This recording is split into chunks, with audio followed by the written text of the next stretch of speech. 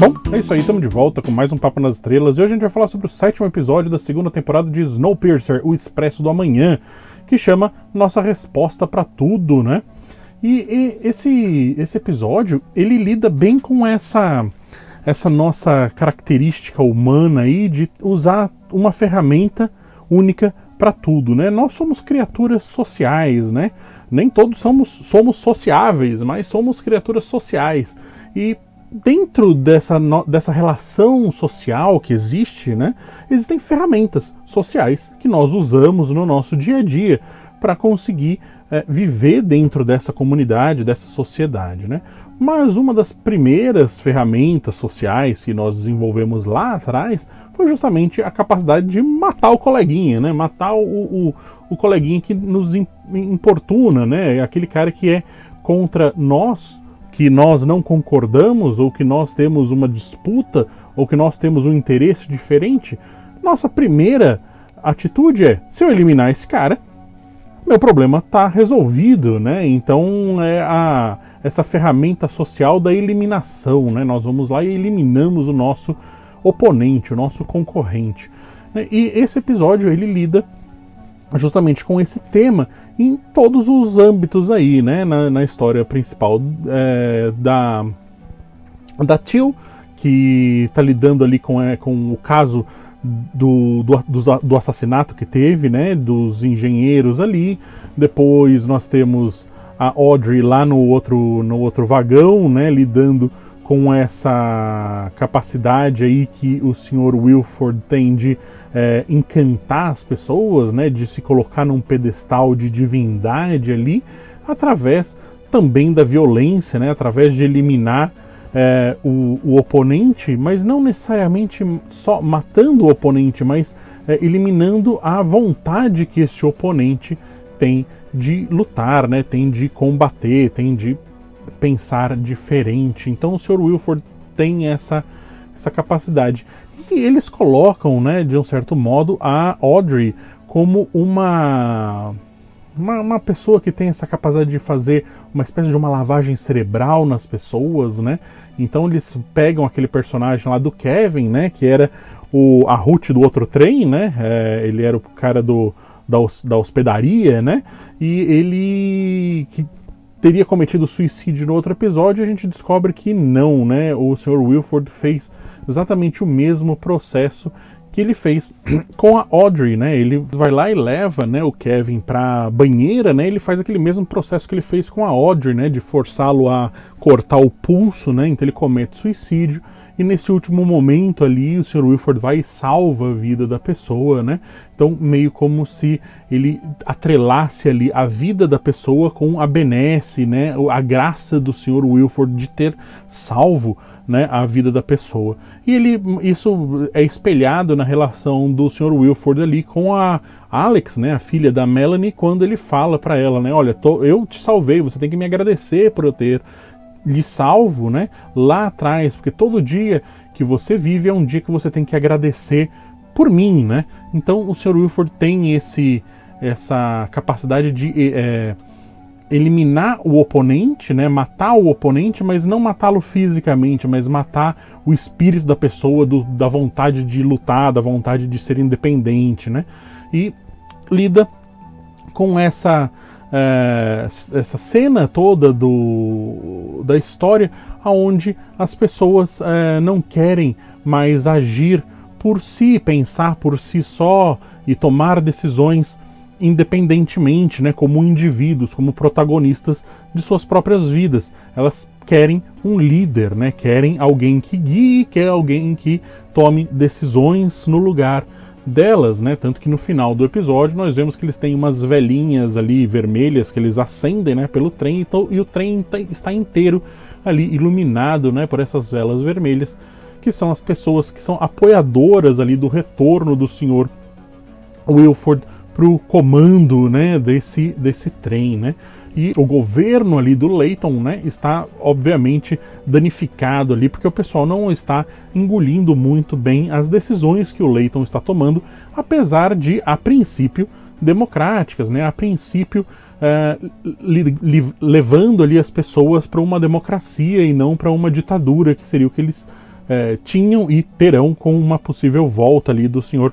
Wilford. Isso tudo mostra essa divisão eterna, né, de pensamento das pessoas. Enquanto algumas pessoas querem a liberdade, querem escolher, querem andar com as próprias pernas, outras pessoas acreditam que o melhor seja existir essa ordem, né, como eles colocam, essa voz unificada, onde todo mundo pensa a princípio a mesma coisa, todo mundo concorda com o caminho que as coisas estão tomando, né? Mais uma vez, isso é espelhado quando eles vão lá arrancar o braço do Pike, né? E o Layton fala, não, é a mim que vocês querem, sou eu que vocês não gostam, as minhas decisões que vocês se opõem, então arranquem o meu braço, né? E tal. E a Ruth, né? Que é a personagem que estava sempre lá desde o começo da série, apoiando o Sr. Wilford e idolatrando essa imagem do Sr. Wilford, é a pessoa que está mudando, né, de lado, porque a história dela mostra, né, que aquela menininha lá atrás, na primeira temporada, tal, que a Ruth foi lá e arrancou o braço da mãe, né, e então, com isso, mostra o quanto que esse tipo de decisão, né, acaba pesando ali em cima da Ruth e faz com que ela comece ali a mudar de lado, né, repensar as suas atitudes, repensar as suas ações. E isso é interessante também porque a Ruth coloca, né, lá atrás eu estava seguindo ordens, eu estava fazendo o que eu julgava correto, né, o que julgavam por ela, né. Então ela estava fazendo certo por estar seguindo as regras, seguindo as leis, né, daquela comunidade, daquela sociedade que existia ali.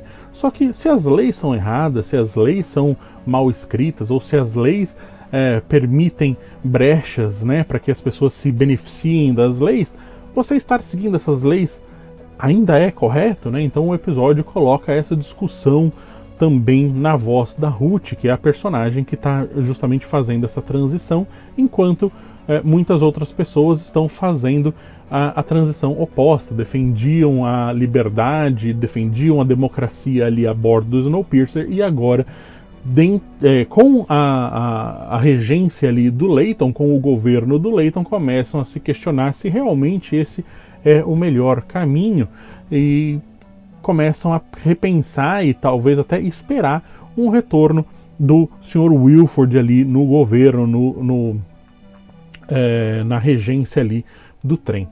E mais uma vez temos então essa voz da única ferramenta, né? As pessoas sempre, quando não estão felizes com o seu antagonista, quando não estão felizes com a outra pessoa, o seu coleguinha ali do lado, tendo uma opinião diferente, elas revertem para essa ferramenta mais brutal, essa ferramenta mais animalesca que nós temos, que é justamente ir lá e matar o coleguinha, né? Então a gente vê isso por diversas cenas aí dentro do episódio. E o episódio, apesar de um pouco confuso, eu sempre sou fã de episódios que aconteçam muitas coisas, né? Não fiquem focados em uma ou duas ações, mas esse episódio eu achei que foi um episódio um pouco atribulado demais, um monte de coisa acontecendo e sem tempo de respiro entre uma coisa e outra. Então eu achei um episódio um pouco bagunçado, para falar a verdade.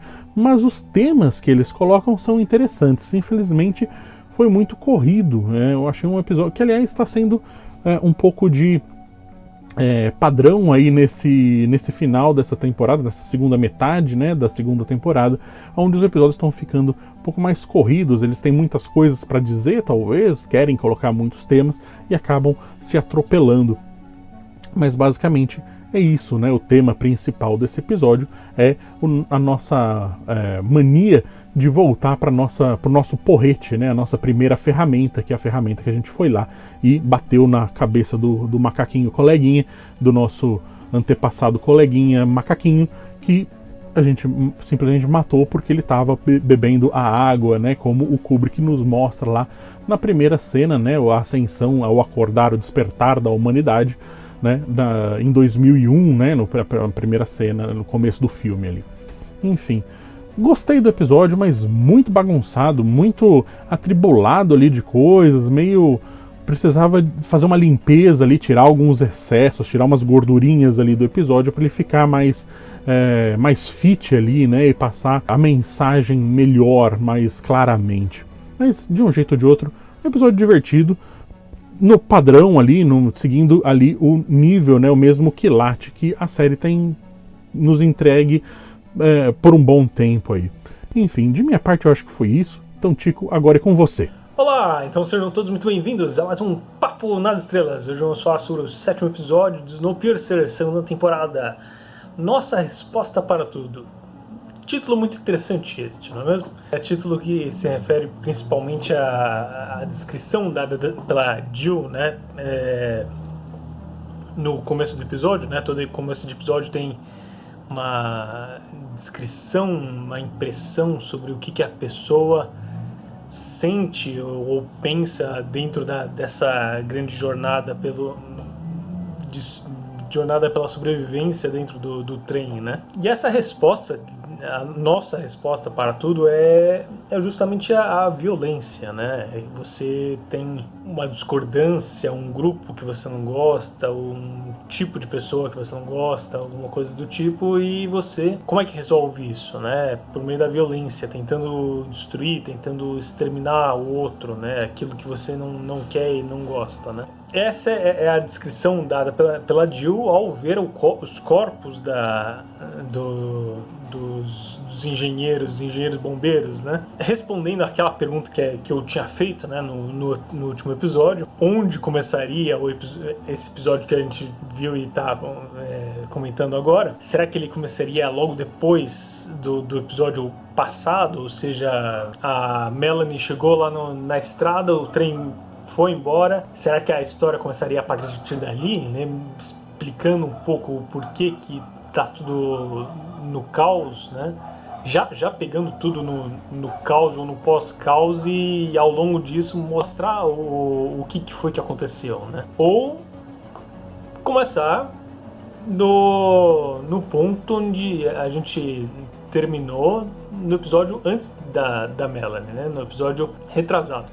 Começou no episódio retrasado, logo depois do assassinato dos engenheiros bombeiros, né? E a nossa história de hoje é uma história muito densa, né? Eu diria que muita coisa aconteceu, né?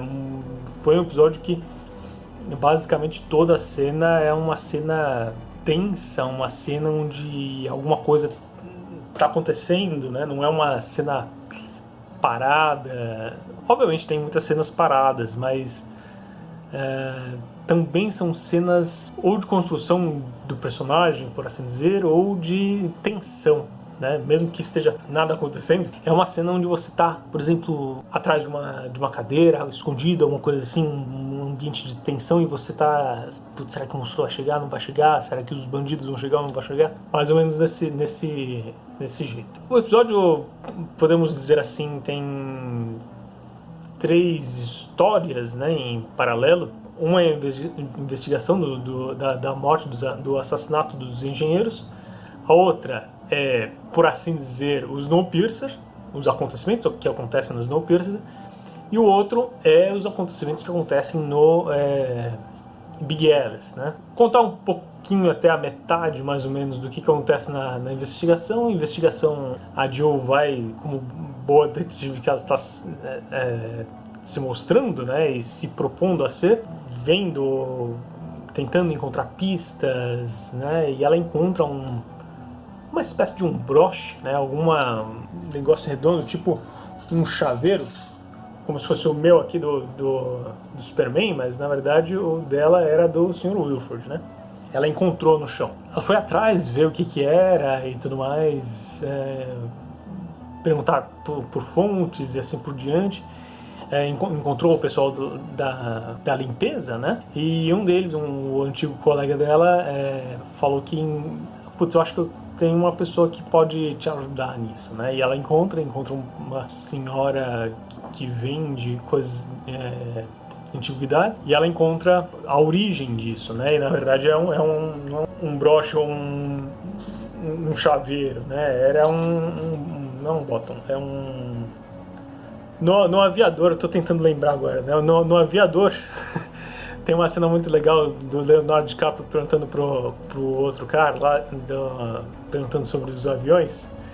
E ele fala, né, o seu a janela do seu avião, ele é fechado com zíper ou com... Agora eu tô tentando lembrar o nome, né? Bom, de qualquer maneira, aquele negócio da roupa, né, pra prender. Logo depois, ela encontra o sobrinho dela, porque a moça só falava em russo, né, o neto dela. Fala, e pra quem vocês venderam, né, esse outro agasalho e tudo mais? E vendeu pra uma moça alta, bonita e tudo mais, né, estilo da primeira classe. Daí, obviamente, eles foram lá pra primeira classe e encontraram mais ou menos a moça suspeita, né, de um dos assassinatos. Então eu vou parar por aqui sobre a investigação. Vamos então agora sobre o que está acontecendo no trem, né? Como já era previsto, o trem, com a morte dos engenheiros, ficou muito tenso, né? Todo mundo sempre culpa de certa forma o seu inimigo, o seu algoz, né? Ou seja, o responsável e o culpado por todos os males que te afligem, né? Mesmo que não tenha sido realmente ele o culpado, né? Até o meados do episódio passado, os grandes vilões que estavam se mostrando, né, na cena eram justamente os engenheiros. Mas os engenheiros estão se mostraram que não eram os culpados, por assim dizer, né? Então, obviamente, o pessoal já começa a apontar o dedo pros fundistas, né? Que são também um outro grupo que não é muito apreciado, por assim dizer, por todo mundo do trem, né? Porque foi um dos... o grupo responsável pela rebelião e assim por diante, né? Por ter destruído a ordem anterior e assim por diante. Nisso acontece de certa forma, uma rebelião, os ânimos são exaltados, né? Logo após um discurso do Layton, que era justamente tentando amenizar as coisas, não vamos procurar culpados e assim por diante, precisamos encontrar os culpados, mas não é nenhum grupo específico ou alguma coisa do tipo. E obviamente o pessoal vai falar, não, são os fundistas, são os fundistas e assim por diante. Nessa coisa ferve, quem não é fundista vai começar a brigar com os fundistas e assim por diante, e a coisa perde totalmente o controle, né? Uma cena muito interessante era justamente um grupo de fundistas, né, que era composto principalmente por mulheres, né, se abrigam na enfermaria, se não me engano. Na enfermaria ou na casa da enfermeira, né, porque a dona que abre lá a porta era a enfermeira ou médica. Nessa, um pouco antes disso, antes da coisa explodir, né, enquanto estava começando a ferver, mas não explodia ainda, o Layton foi atrás do amigo dele, que, pelo que a gente viu até agora, as coisas mudaram bastante, né? Essa morte que ele foi obrigado esse assassinato que ele foi obrigado a cumprir, né, foi um grande divisor de águas para ele, e ele se transformou, né, não só mentalmente, mas também na aparência, né? Ele raspou o cabelo, tá com roupa diferente, assim por diante. E ele cobra o Layton e tudo mais. Eu fiz uma, pra assim dizer, uma grande por você. Agora você tá me devendo, né? E essa dívida vai ser cobrada logo em seguida, né? Porque ele realmente ele fala, ninguém mais consegue me identificar, eu sou já muito diferente, né? Porque eu cortei o cabelo, ninguém mais vai me identificar, né? Igual o Superman e o óculos. E é isso, mas o pessoal da limpeza consegue identificar ele e pegam ele e vão para um lugar lá nos fundos onde eram congelados os braços, estão prestes a congelar o braço dele, quando o Layton chega para salvar a vida do amigo, e ele salva a vida do amigo falando, não, sou eu que vocês querem, assim por diante, né? Então congela o meu braço, né? Bem corajoso o Layton, né? E o pessoal encara essa e vai realmente pega o Layton, tira a blusa e tudo mais, prepara ele para tirar a camiseta para congelar o braço. Nessa, a gente para um instantinho aqui e vai para uma outra questão muito interessante nesse episódio, que eu gostei bastante, que é justamente a história da Ruth, que eu gostei bastante nesse episódio. A participação da Ruth foi uma coisa muito legal, uma coisa que eu gostei bastante no episódio de hoje, que é a construção dela da mudança,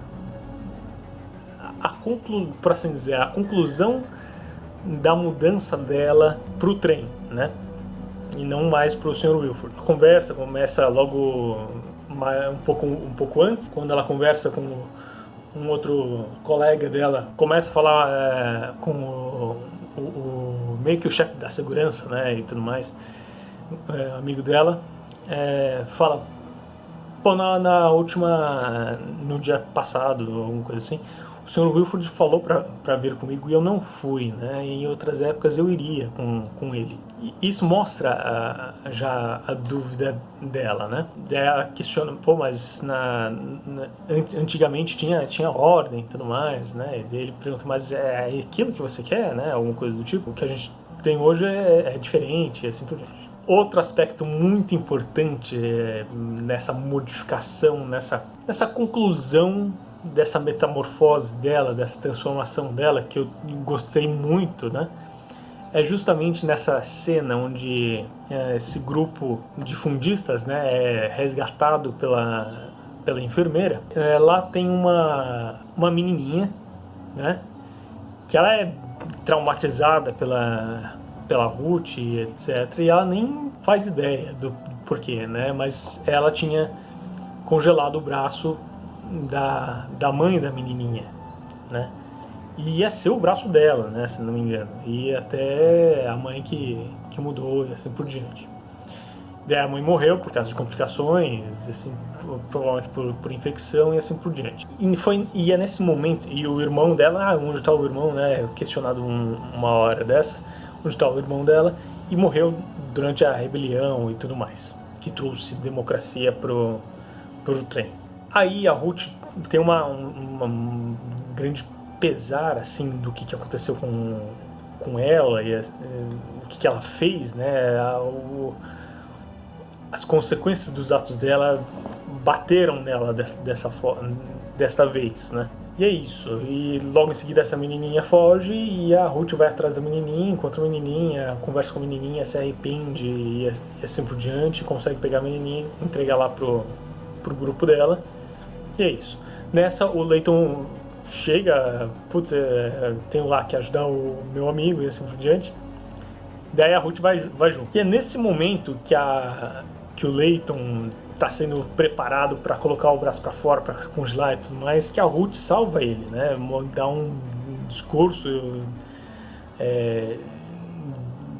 de colocar consciência, né, na mente das pessoas e assim por diante, né, fazer com que as pessoas pensem, pô, vocês estão fazendo uma muito grande, né, e assim por diante, né, vocês não serão iguais depois do que vocês fizerem. Essa é basicamente a parte que conclui o Snowpiercer.